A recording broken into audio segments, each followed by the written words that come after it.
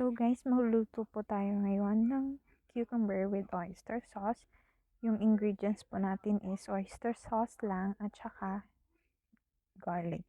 2 spoons ng oyster sauce at saka 4 cloves lang ng garlic. Pagkatapos nyan, iset aside po natin yan. I-prepare po natin yung kalaha or yung wok. I-turn on po natin yung stove sa low fire lang po or sa medium heat lang para hindi po yun masunog yung cucumber at saka yung garlic. Pagkatapos niyan, i-check natin yung kalaha kung mainit na ba. So, kung pwede na ba siyang lagyan ng mantika. Pagkatapos niyan, ilagay po natin yung garlic.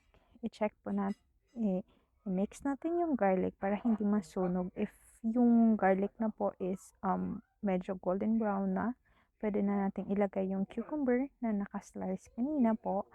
And then, pagkatapos niyan, i-mix lang natin para hindi po masunog yung cucumber. Pagkatapos nun, lagyan po natin siya na yung oyster sauce kanina.